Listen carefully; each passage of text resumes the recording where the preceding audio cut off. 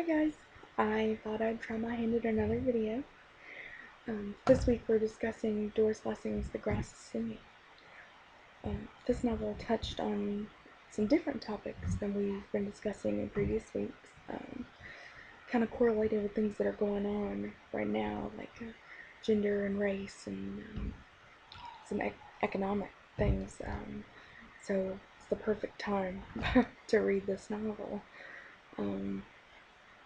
There are definitely some power struggles going on in this novel, most of which, if not all of which, involve Mary. Beginning with her gender. Mary's gender wasn't an issue, I say, prior to the novel, and the reason I say that is because their marriage occurred during the novel. Her presence wasn't an issue on Dick's farm prior to their marriage, and therefore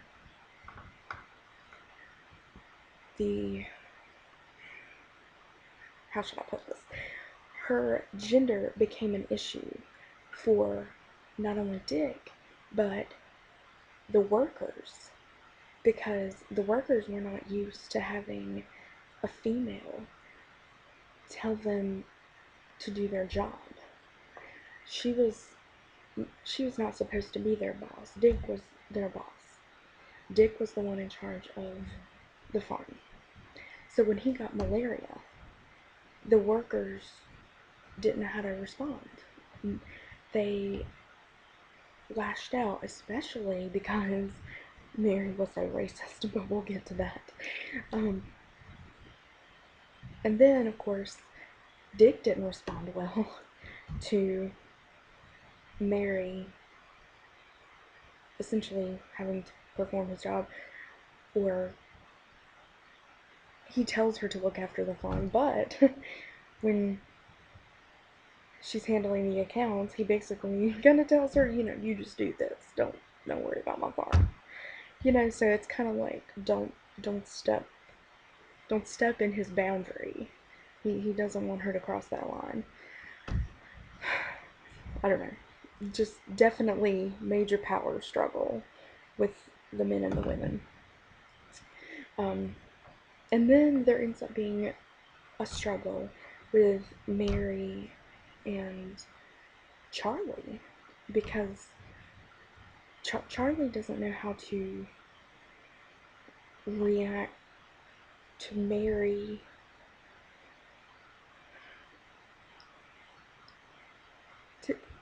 to Mary not being on the farm, but to having Moses so close to her on the farm. And while I wouldn't necessarily think that would be a gender issue, if it were just Dick there, it may not be as necessary to have a servant in the home if Mary were not there. And that struggle may not be as big of an issue to Charlie had Mary not been there. Another issue that comes up with gender is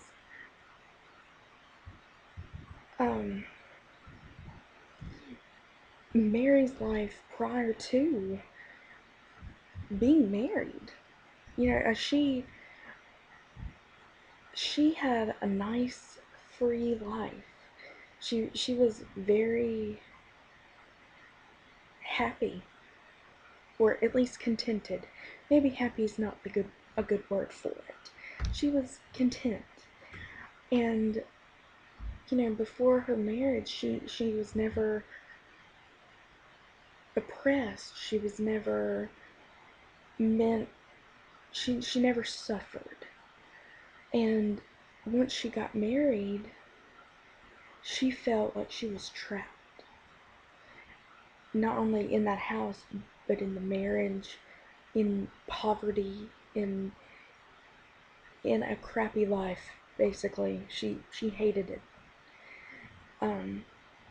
But ultimately, the reason that she got married is because she was getting a lot of crap for being a spinster. She was older, and she was getting a lot of heat for it. And it came down to, well, you're going to get married, or people are going to make fun of you your whole life because you never got married and you're old. So, that's how I feel most of the time. Like, my grandmother, I was 22. My grandmother was getting very old, about to die. And I hate to be that way, but it was right before she passed away. She tells me everyone else, all the other grandchildren were married at this point and having babies. She tells me, are you ever going to get married? Are you ever going to have a grandchild? I'm not going to live forever. In fact, I'm going to die soon. I'm going to need you to get on this. Okay. Well, I'm still not married, and I still do not have children. So, I guess I let her down. But, I'm only 24 now. And that was just not in the cards at that moment. It's still not in the cards. So, it wasn't gonna happen. So, I feel like she forgave me and we're okay, but, you know. But I understand why Mary didn't want to be a spinster, but I still don't think I would have lived in a miserable marriage like she did with Dick, especially one that I was in immense poverty and miserable. But that's just me. Moving on to racism. We see the power struggle within the racism, but mostly between Mary and the workers. Initially, Mary fought tooth and nail with the workers. She was so racist and mean and just awful. Her treatment of them was terrible, and she acted horrible. Oh, sorry about the sorry. He likes to be on camera. Um, but it's even said, one of the ways that she referred to them, she said the children hung to their mothers' backs like monkeys, Mary thought, or clutched their skirts, staring at the white-skinned Mary, clusters of flies in the corner of their eyes. Like, the quote itself doesn't sound racist, but she almost says it with disgust, and you can tell the tone as you're reading it. It sounds like she refers to them with disgust, and it makes me sick. Like, it's awful. And as horrible as she treats the workers as a whole, she singles out Moses. And even though that is shifted, initially she seems to treat him worse. And when he moves to the house servant, she goes out of her way to try and treat him horribly and orders him to do these extra chores and, kind of just kind of treats him like crap. um, but then Moses kind of flips the switch on her. He takes his power back. And it's almost as if he becomes the winner of the power struggle in the race war. And ultimately he ends up winning because he kills her. And And I hate that she dies. You know, I don't know if we're supposed to root for any particular character, but it's almost poetic justice that she's such a horrible person and then she dies. Like the whole time you're rooting for Moses, or at least I was. I was rooting for Moses. Like, I wanted him to have that justice. I wanted him to get that revenge. Because she was so horrible.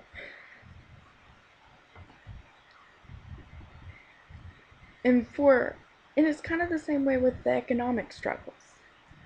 You know, she continued to be crappy in that situation. You know, the way I see it, it was divided up into 3 economic struggles. There was Mary and Dick versus Charlie,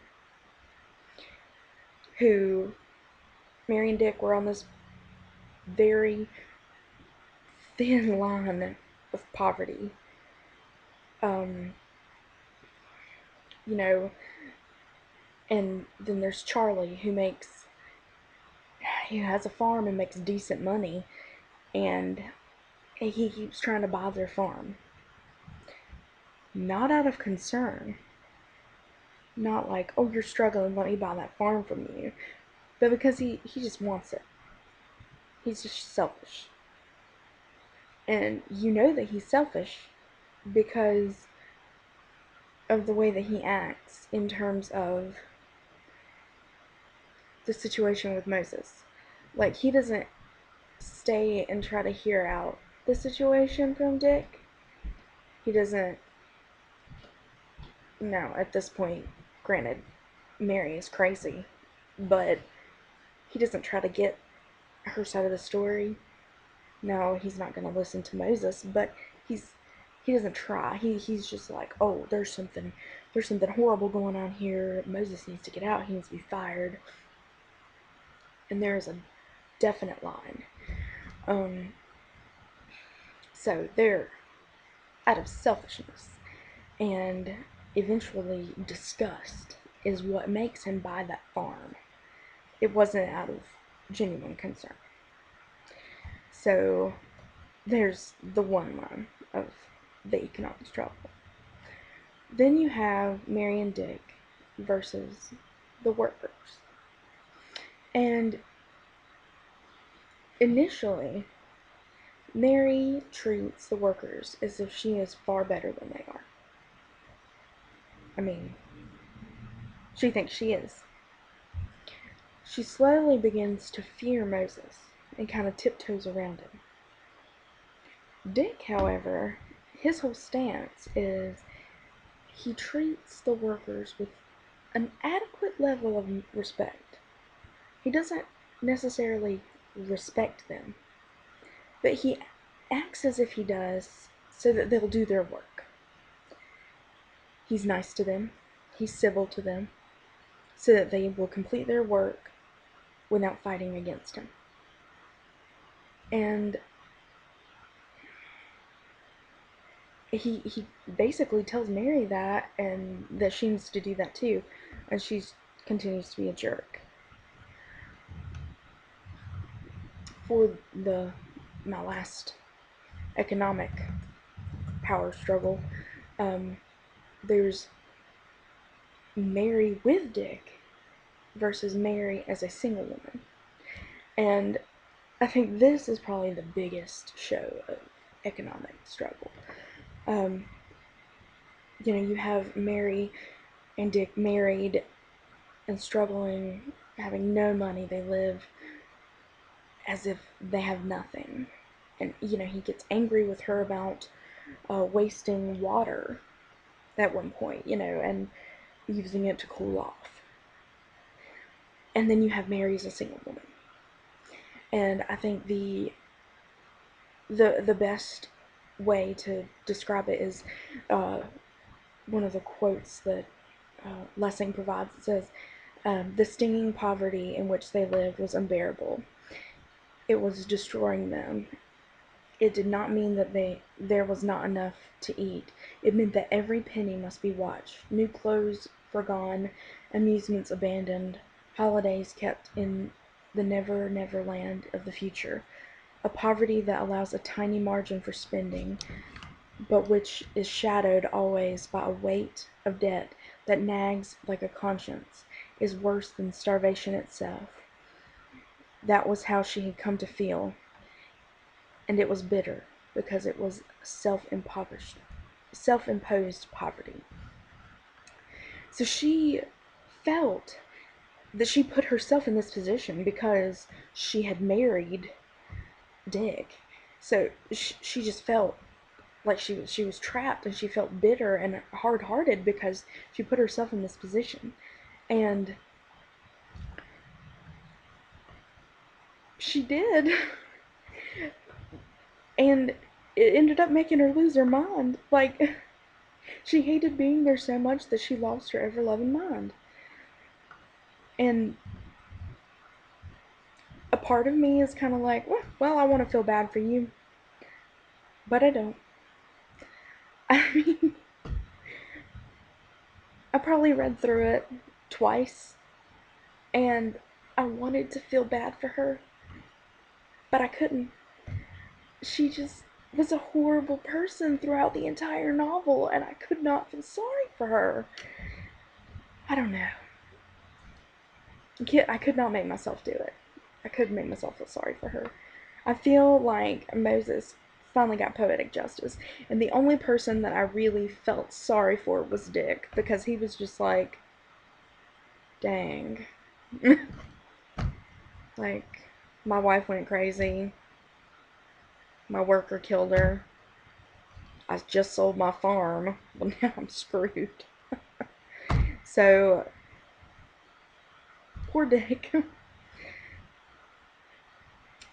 um, so here is my question. And it is driving me crazy. I understand that Moses got poetic justice. I mean, he was sent away after all of these happenings. But I guess I really want to know, why do you think he killed her?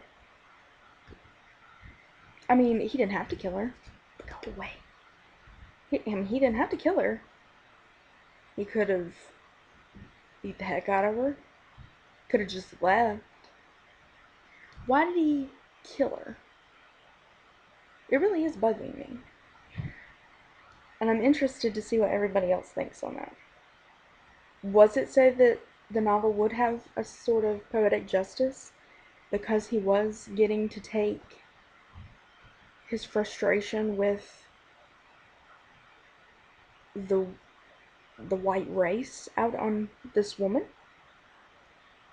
Or was it because he was just that angry with her? I don't know. What are your thoughts? Let me know. And I'm interested to hear any comments that you guys have. And I hope everyone has a good rest of the week. Bye!